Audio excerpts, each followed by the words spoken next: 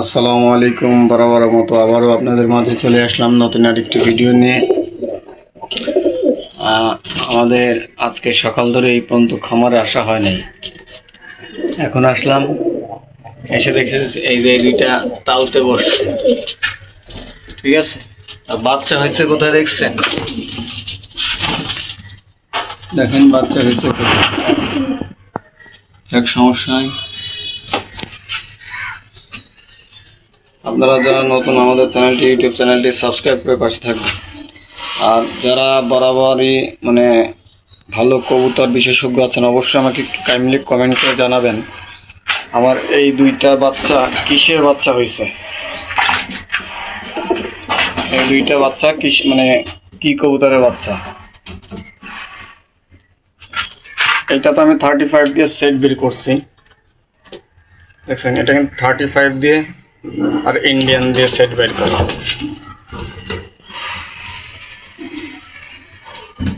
এই যে ঝুড়িতে কবুতর পালন করবেন, কারণ কি ঝুড়িতে কবুতর পালন করলে একটা সুবিধা আছে, সেটা হলো ডিম বাচ্চা সুন্দর হয়।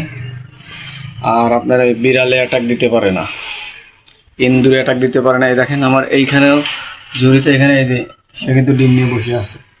ডিমের বাচ্চা আমি দেখাই আপনাদের। হ্যাঁ, বাচ্চা মনে হয় ফুটে গেছে, বাচ্চা ফুটে গেছে, দেখছেন, তাওতে বসে রয়েছে। আর এখানে নাই, অনেকগুলা খালি। এখানে ডিম আছে কিনা আমি জানি না, একটু দেখানোর চেষ্টা করি। এখানটা ফাঁকা, হ্যাঁ এখানে একটা বাচ্চা আছে। আর এইখানের অবস্থা কি জানি না, দেই এখানটাও ফাঁকা।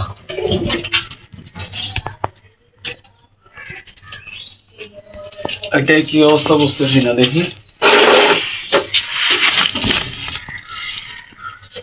এইটাও ফাঁকা, ডিম নাই।